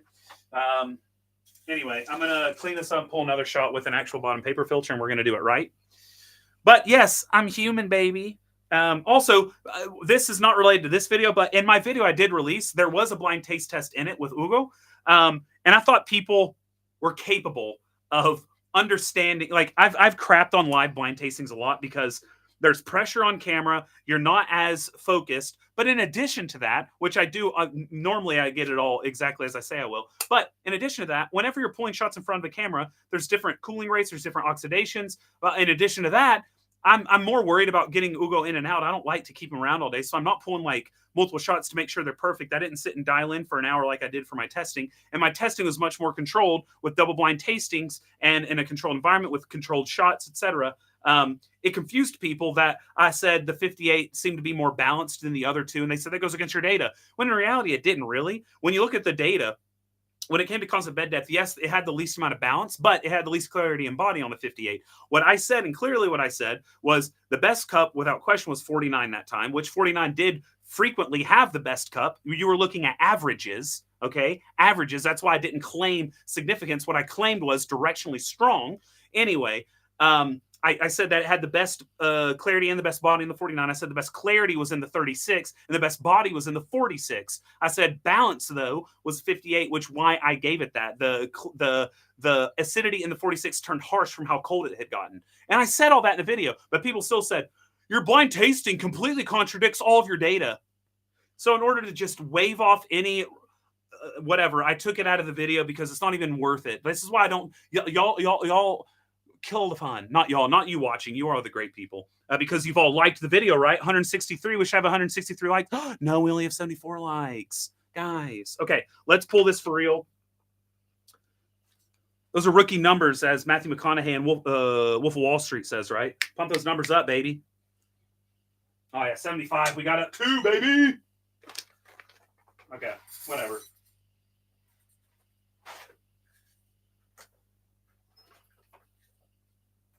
You know, I'll be honest, I don't like begging for likes and subs. But let me tell you something. I've been getting a little scared recently. I'm just going to give you a little secret. I'm getting a little scared because... Well, no, I'm not going to say it because people are going to crap on me. No, I'm going to say it. My YouTube's not been doing that well lately, which people can say, well, your content's not been good. You can't expect it to do very well. That's true. It hasn't. And so I'm like, oh my. There's always a direct correlation when I beg like a little annoying person and things actually happening than when I'm quiet and not say anything. There's always direct, like when I say, hey, you know, remember to hit the subscribe. Those videos have the most subscribers gained. When I don't, no. So anyway, sorry to be like that. I apologize. Actually, I genuinely do. I don't like it. I don't like pandering, but you know, I like what I'm doing and I want to keep doing it. I know a lot of you like it as well. I know not everyone does though, but I do know there are people watching right now who do not like me, but you're watching me, which means that you're finding value in stuff I do. So for even you, it would be helpful if you do find value. You know, hit the like, hit the sub, hit the notifications. Internal changes. That's good. I did see Mr. Beast. I don't watch Mr. Beast, but every now and then, if I'm freaking out about my views, I go and look at his. And I know he averages like 150 to 200 million a video, and his recent video is like at 70 million. So that did make me feel a lot better, weirdly. I was like, okay, Mr. Beast ain't even doing all that hot right now. I'm fine. I think I've seen 2 Mr. Beast videos ever. And it was like when I was 4. No, I'm kidding. I'm older than Mr. Beast, so obviously it's not then. But, all right, now we have a bottom paper filter. This should not be super messy. Okay. Oh, there's a cup in my way for the lever. Crud. Okay. Okay, we're going to Fellini. Oh, that's coming out nice. Fellini. Just get a little extra volume. Yeah, see how clean it is without the... I'm going to do one more Fellini. I want more volume. Just a little one. A little baby one. A little baby one. Yeah, baby. Yeah, baby. There we go. All right. We got 1 to 3 out. That's all I wanted. 1 to 3. I had 14 grams in out. I got 42. This should be money in the bank. Shawty, what you think? And it is. It's money. Money in the... I probably should not be drinking anymore. It's like freaking 8:40. Okay. 1 grinder for the rest of your life. What would it be? 1 grinder for the rest of your life. So this concludes, but well, considering 96% of what I do is either, considering 90% of what I do is either filter or soup, I'm very tempted to say the M98V, but because there is the 10% of espresso, currently, I'm probably going to say, now I'm going to say the M98V because I can switch burrs out. So I'm going to say the M98V currently. It also has my name on the back and everything. Have y'all seen that? Here, I'm going to show you anyway. It's unplugged so I can pick it up. It's heavy as freaking lead. I did not ask for this, and I paid full price for this. So again, some of y'all are crazy and want to always say that I'm like doing something that I'm not. I paid 4,200 buckaroonies for this or something like that. I don't remember the exact price, but check it out. We hope you brew something tasty, and it says Burman. Actually, I don't remember what it says. Cereal, Lance Burman Hedrick.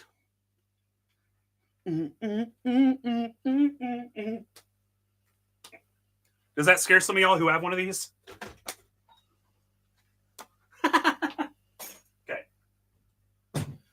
Okay.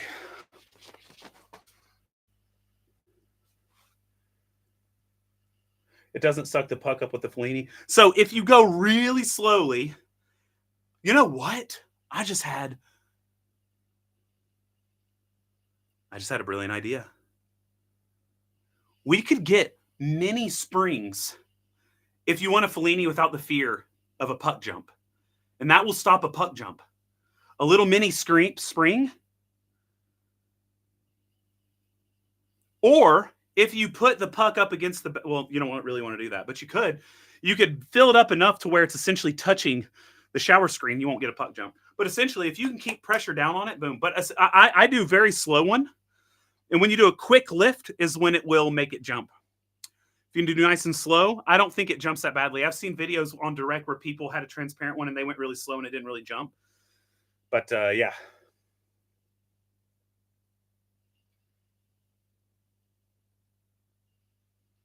You do stuff in the tea world, similar like me? I love that because I love tea, actually. I need to get a new, I'll be honest, I've not been drinking much tea since I moved to Europe 3.5 years ago. And I think it's because I got a little sad. When we left, I got rid of like everything, especially things that could break because we moved with just suitcases. And I had these beautiful handmade gallon sets and pots and all these beautiful things. And I had all these tea cakes and stuff. And so perishables and whatnot, I had to get rid of when we left.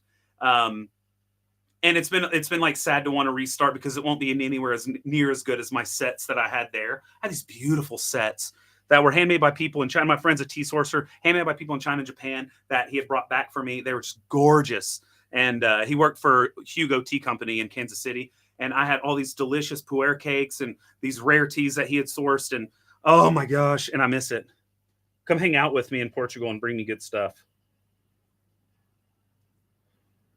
That October's bad for credit. It's even bad this month. Like, I genuinely thought this video on puck size, the diameter, thought it'd be great because all my other videos relating to data or anything with data always does really well. This is doing really poorly. And I think it's a well-done video because it builds off my previous data very well. It's identical data in the sense that everything I said happened in that other one with the other baskets happened in this one. The only big difference is the taste had bigger variance here. And I have a reason for that. I always got a reason for stuff. It's speculative, but I feel very confident in it. And the reason is because this time I used an IMS basket, which had it's thin. The IMS basket bows a lot. And I think that genuinely really affected the flavor. When I did the testing the first time and did tasting, I was using the CNC milled S-Works baskets. And his doesn't really bend at all. And it's high extraction basket, right? So I think that the taste was much more similar when I was using those really nice thick A baskets. And then today, the other day when I did this testing, obviously the smaller the diameter, the more structurally sound the bottom middle was, even though they all had the same thickness of metal, if that makes sense.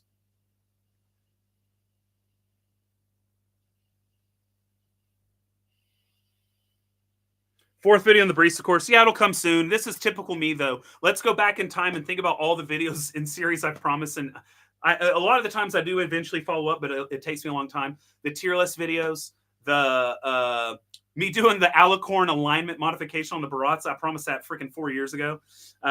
It's because I start something and then I get interested in something else as we're filming it, and then I lose interest. And to be honest with you, a lot of the times it does depend on the performance, and it's not a business decision. I get a dopamine release when videos do well because I know that it's jiving with people, and that excites me. My biggest excitement is when I know I'm helping people, or I know I'm entertaining people, or I know I'm aiding people in whatever way. It gives me a big dopamine release, which I feel like is probably very easy to understand. And so when a video does super well, I want to continue on with it. When a video doesn't do well, I kind of lose some of the fervor for it, unless I'm really into the substance of the video. Like, for instance, I don't care that my videos with producers or people from origin don't do well. I love doing them. I think they're important. So I have one with a guy from the Philippines coming up, and I'm going to assume it won't reach that many people, but I hope it does. But I'm going to keep doing those because I'm super obsessed with that stuff. Anyway. I just looked at my night. I had to do that. It's this question. What are you using? So filter roast for espresso. Absolutely. Well, I have an M98. Yes. So remember, this is everything for me, right? This is my job. I have a full-time job working in coffee. So I'm not only doing YouTube. People think this is my main job or my source of income. This is not. I use YouTube and Patreon to pay for my YouTube habits, which include a lot of coffee equipment. And so that was a necessary thing. So I kind of split the portion up where I use Patreon to pay for gear and for Ugo. And then I use what YouTube pays me to buy for gear and coffee, right? So, yeah, I use all of the YouTube money goes back into YouTube, whether it's in the form of equipment that I use for testing or testing equipment. Like I bought the caffeine reader, which I've been collecting data. There will be a caffeine video at some point, but I bought that for like $3,000. I bought the freaking color reader from the same company for like $2,000. Like all this money that I make from YouTube, I don't pocket and become wealthy with. It goes straight back into YouTube because I freaking love this stuff. Even though I know every fifth post on Reddit is a hate post, I don't care. I freaking love this stuff. I know that I have so many haters. I don't care because I love this stuff. As long as you enable me to continue doing this, I'm going to continue doing it. And I'm going to continue loving it. Just cognizant that every day there's another hater. And that's fine. The kit a little spin. Yes, okay. So I pulled light roast. I'll get the full kit out.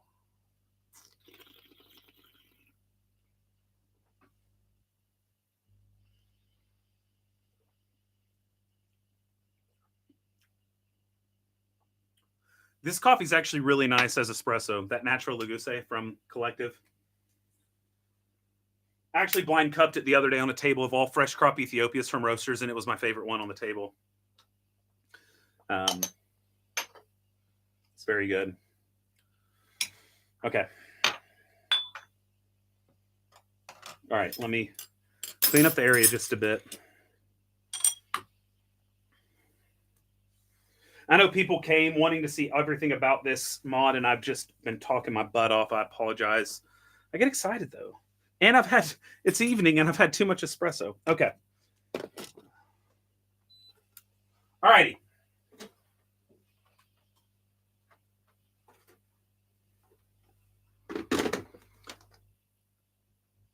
All righty. So here we go. Here is the modification. So it sits from here up. Okay, this is all the mod. There and up. Here, that's the mod and not the lever. Okay, so this is the mod without the extended lever. It has these ball bearings. Anyway, side profile with a white background. I feel like the Ponte Vecchio is in the way. Side profile. That looks gangster. Look at that. That's sick, dude. I don't care who you are. That's sick. Other angle. Yeah. Okay. The back of it. And so they matched the pattern. This is the screw I was talking about for flow control. So I haven't really touched on that much. I should have put this on the one I was using. It is what it is. But with this, you can release and add tension to the spring during the shot like you're controlling it, like doing some sort of spring flow control or something. All right, so here we have it. Bada bing, bada boom, bada bang, bada boom. Now let's take this apart, okay? So to switch springs out, this is all you have to do to switch the springs. We're going to take this off, okay?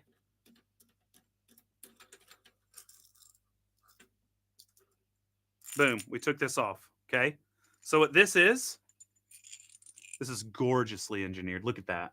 That chrome-plated aluminum. I mean, it has fingerprints on it. That's my bad. But look at that. That's gorgeous. And you know that ain't cheap to CNC mill and chrome plate by in Germany. You know that ain't cheap. Let's put that there. And then what's really nice, they actually have a ball bearing here. Little ball bearing. You can kind of see the little balls.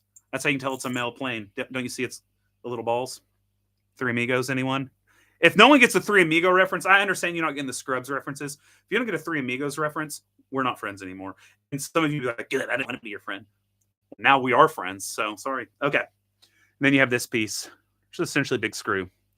Let's just put that back on. We'll just put this back in here as we set it to the side. All right. So this is 29 pieces, and that includes everything. Every little bit is 29 pieces. You want to switch the spring, you say. Okay, let's switch it. We switched it. Now you can put the top back on, put it back down, and you're done. That's how fast is a change of spring. You can literally go between, like, let's say you found a way to do a 9-bar spring and a 6-bar spring, same grind size. You like them both. You want to do back-to-back shots. As you're grinding, as you're waiting for your grinder to grind, you could switch out the spring and get going. Look at that. I mean, it's just that easy. Done. Okay. And what's really cool is right here. I'll go ahead and take this off. This piece here, where the spring sits, he made it so, let me get this out. He made it so you could fit a second spring on the inside. So some of you may know you can do a spring, and then there's a little bit of room to fit a second spring right inside. So if you want to do the double spring situation where it has kind of the pre-infusion spring type of thing, you can do that with this. So he's made it in a way that will allow for an additional spring. And in addition to that, he had the foresight to add a threaded hole here in case they're able to make it compatible with transducers. I put mine to the side, but the naked transducer fits in this, and so does the Buku. The press sensor will not, but he can add an adapter. That's not an issue. An adapter to make it fit in here, and you're good to go. So this piece, again, CNC aluminum milled. Gorgeous. Chrome plated. Okay. Next, we're going to take this bad boy off. So there's a screw that goes through here. All right. And there's a little right there. So I'm going to take this, and we're going to take, I believe it's the smaller one of these two. Yep. So essentially what we're going to do, put that in there. You're just going to put this right on top of that. And here we go. And I'm going to take this out, and we'll just unscrew like so. Okay, now I can just finger screw it. Okay, so again, CNC aluminum, chrome plated. Take the screw out.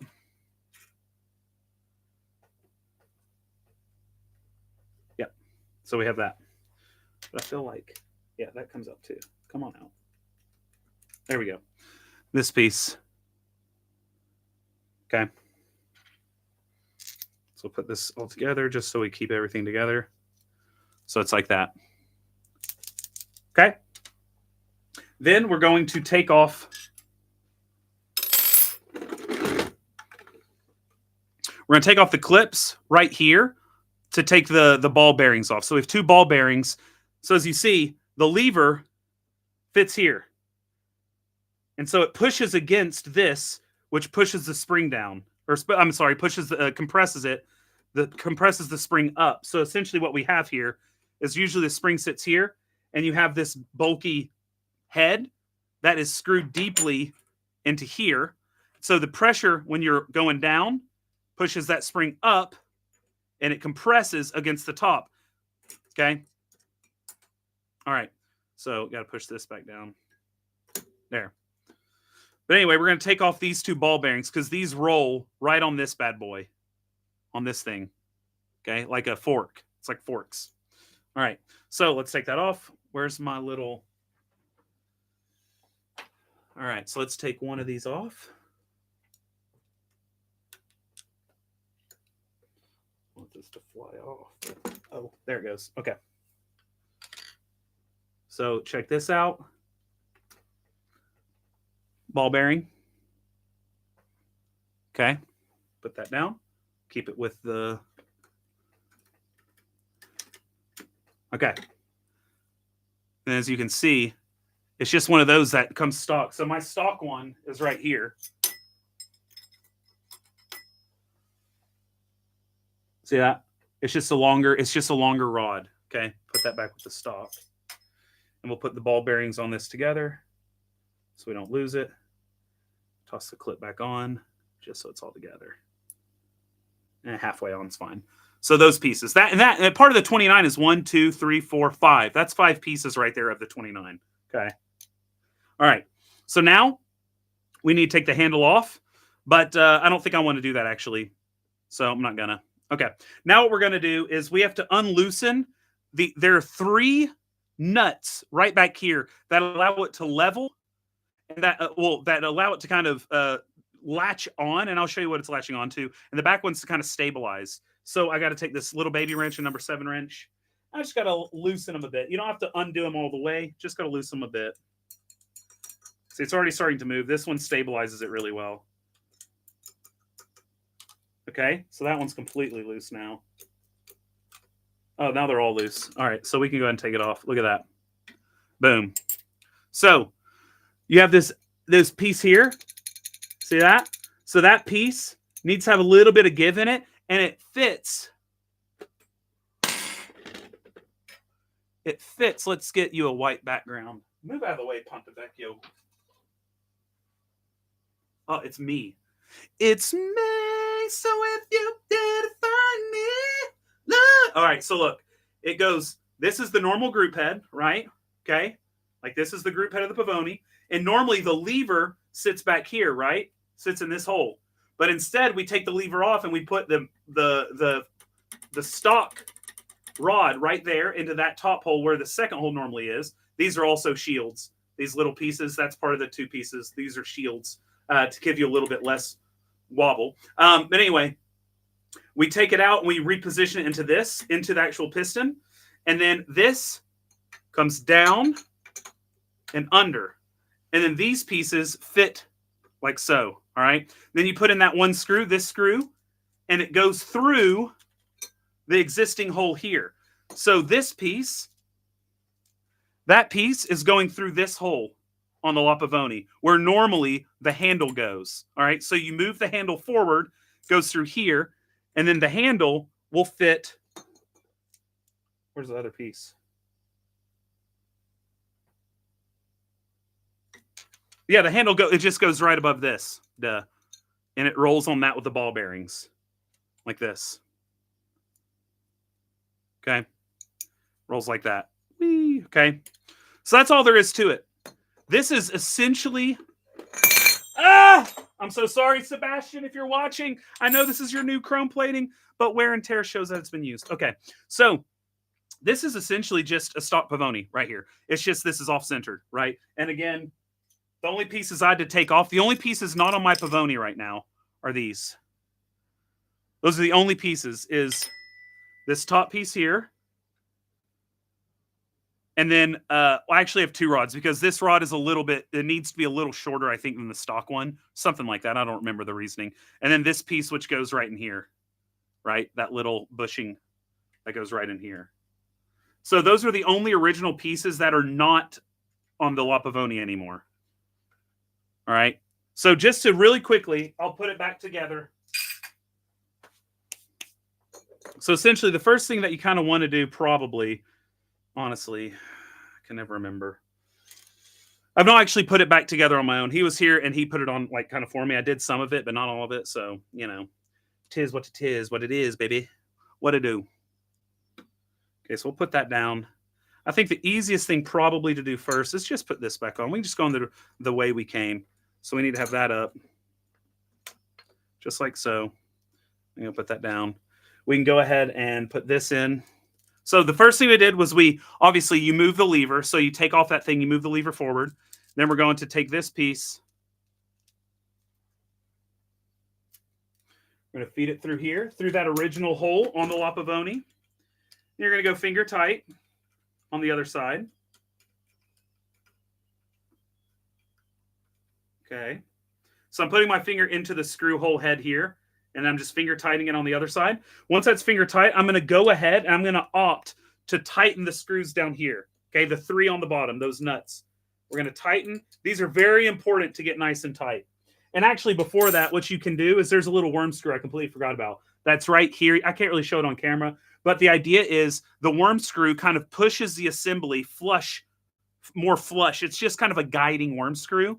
So it's not that big of a deal, but I mean, it is a big deal because it gets you flush with the group head. You want everything lined up really nicely. But anyway, we're going to go ahead and tighten these 3 screws to finger tight.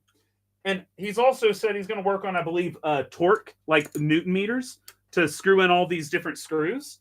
Because he doesn't have those as of now, because, again, this is not currently available. But, again, you go show some interest, and I bet you it will be available in no time at all. So kind of finger tight-ish on these screws, on these nuts.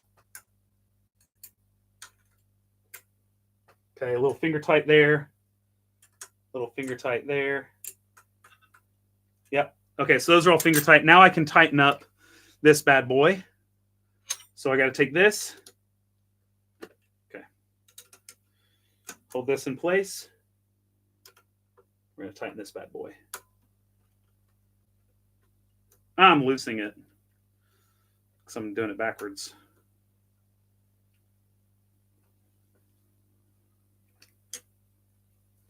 All right, so we tighten this up. Okay, that's nice and tight. Now what we're going to do is we're going to put this back in. Now this is the one I say fits really freaking tight. So this is one where he may need to work on tolerances because the La Pavoni is not. Aha!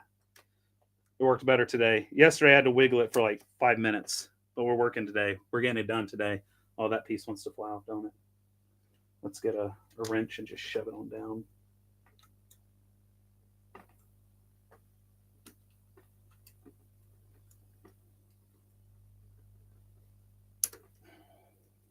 There. Okay. Put this bearing on. All right, put this little clip back on. And now we've got the bearings on. This is always the hardest part of any machine or lever for me, are these stupid clips, because I have fat fingers. They're sausages, like kielbasa's. So once we've done that, we pretty much have everything back together. All we got to do now is choose our spring. I'll put the 7-bar back in because it's fun. Well, first we got to do this, actually. Make sure this nut's all the way down. We take this piece, and that's what goes on top. So instead of the original top nut, this bad boy, we're using this piece. Screw that down all the way, and it just goes to finger tight. Then we can put this on. Then we get this right here.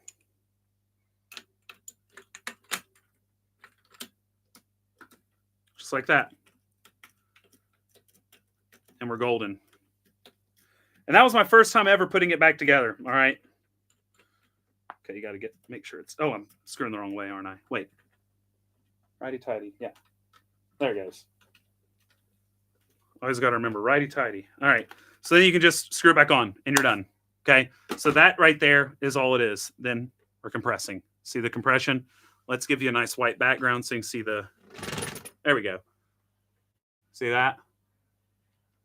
Obviously, when you're pulling this far away, it's going to want to tip easier. If you're up closer, it's easier to not tip. Like, look at that. Boom, boom, boom, boom, boom.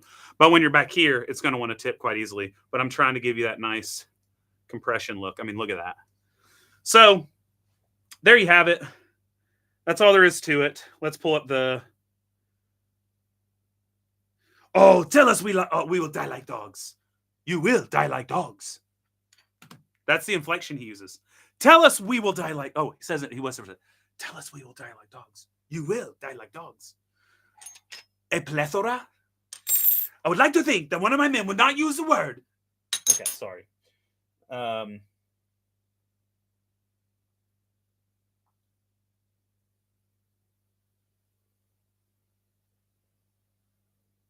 Okay. Is the black lever shorter than the wooden one, or is it camera perspective? No, it's camera. These are the same length. Are you talking about these? That's suggestive. I'm sorry. But the portafilter handles on both, they're the same size, same length. A tool for clips, yes, I know. The issue is, when I use these, I tend to freaking bend the clips. What can I do? I'm a loser. The lever arm. Yes, this one's shorter. This one has a lever arm extender. So they also, I mean, look at that. Isn't that fun? And then, of course, you have the Ponte Vecchio export. And then you all probably know what the Electra microcasa looks like. It's the kind of big one that's either brass or silver or copper, have the eagle on top. And then here's the Argos. And then for funsies, because Paul Pratt's the freaking man. The robot! Anyway. So these are what you got going on. Okay. So, yes, this one does have an extended arm. Fudge! I forgot it was hot. See, I knew I would do that, and that's why I used the cold Pavoni. I burn myself all the time. Okay. So this has an extender on it. This right here is an extender. I wonder if I don't even know how to. This one's not my Pavoni, as I said. I'm sure it's just threaded on. I just don't know how to. I can't get a grip. Maybe you need you probably need something with rubber on it to, like a wrench with rubber or pliers with rubber to pull that off. But yeah, this is just an extender tip that has the same threading, and it's got the threading on both ends, so you can just extend the arm like so. So yes, this arm is quite a bit longer. In fact, if you want to see, I mean, it's probably 4 centimeters longer or so. Ouchies. And then, like I said, he has the threading already on that cap. This Bluetooth transducer is on the cap because the cap is connected to the piston. But unless you have a piston with a hole in it, like the one that Smart Espresso Profiler sells or Press Sensor or something, then obviously you can't use it. But it's there in case you have it. And then, of course, the handle. I didn't show this, but the handle, the 2 bolts that fit the group head to the machine, you use those bolts. So you need to get little longer bolts. And you just put that in, and it fits right on those. This handle does. So very, very simple. There's no extra gear needed. I mean, I guess 2 new bolts that are longer, but other than that, fairly simple. The machine is bending quite a bit.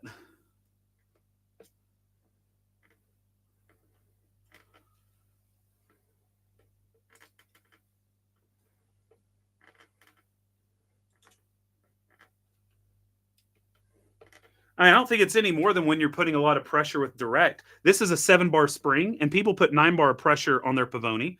And I don't necessarily think it's doing anything differently.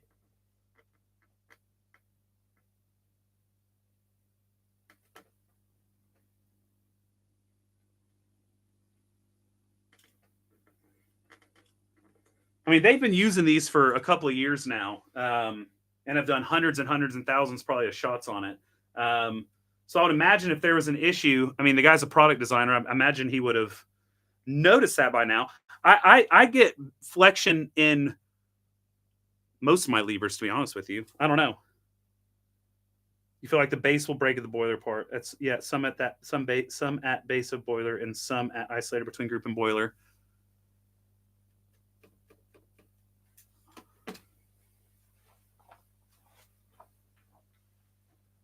Just to be fair,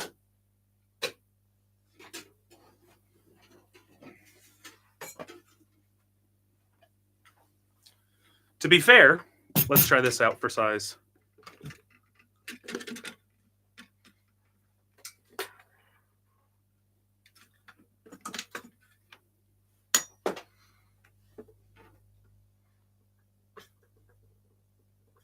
That does the same thing now. I'm not even pushing that hard. That's doing the same thing, no?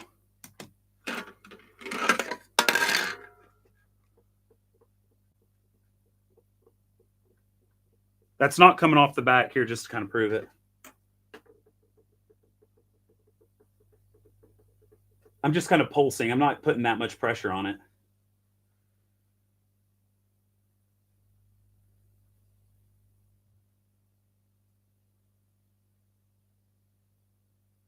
Yeah, that's doing the same thing. Definitely this part. Granted, this does have the bong isolator on it, so I'm going to get ahead of that critique. That has a bong isolator on it. Well, a lot of people use the bong isolator, so get off my back. But even still, that has the same 2 movements. Yeah, I think it should be fine. I don't think that's...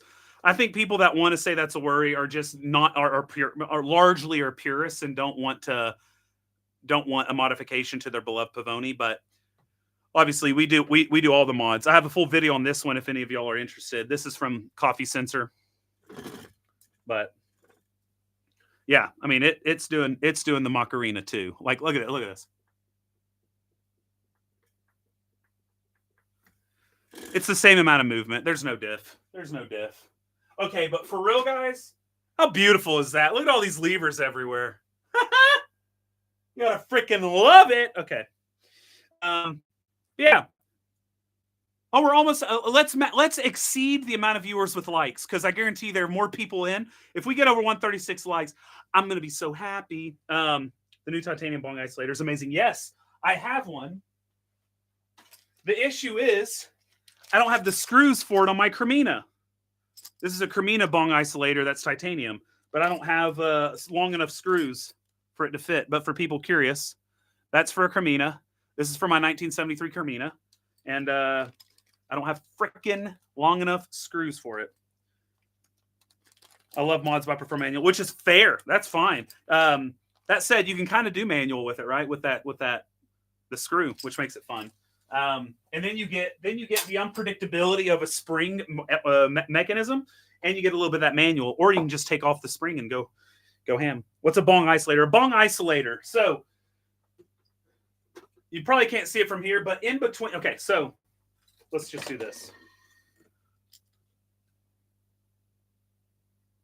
Yeah. Okay, so you see where the machine meets the group head. There, it's directly connected by two screws. The bong isolator is named after a guy whose last name is Bong, and he put a piece of kind of like, I don't know what material it is, honestly, probably some sort of PET or something, but he put a piece in between those, all right? Because there's a direct energy transfer, heat transfer from the chrome-plated brass here to the chrome-plated brass there. So it gets really hot and it overheats over time. The isolator kills that heat transfer. So it's essentially something of different material that slows down that heat transfer between the two mega heat sources, right? So the heat source is the boiler, obviously, and then the group head gets really hot because they're directly connected.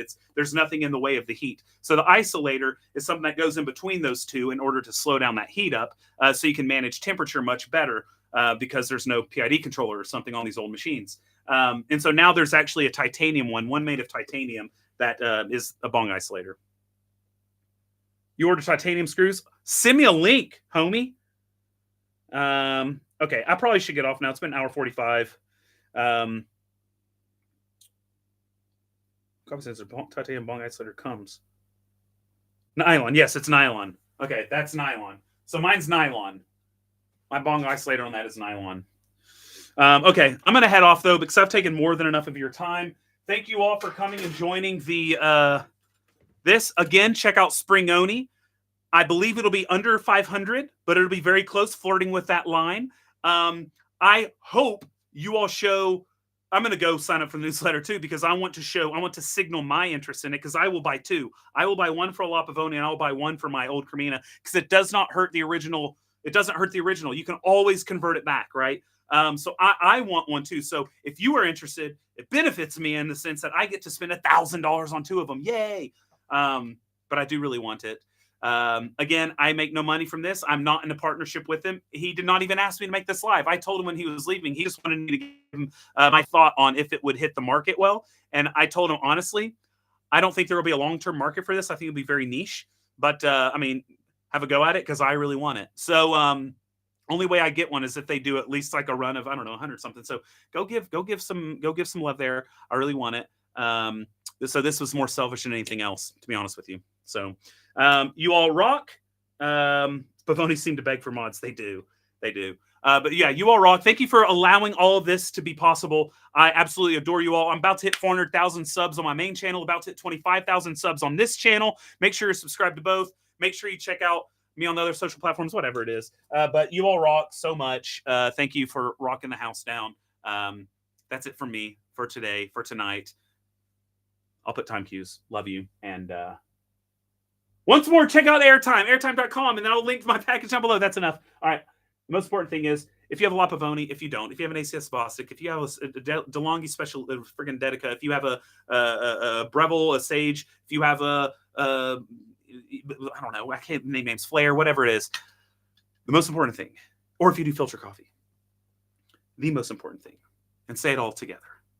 So I hope you brew some. I ruined it. Too much espresso. Most important thing is I hope that you all brew something tasty today. And cheers.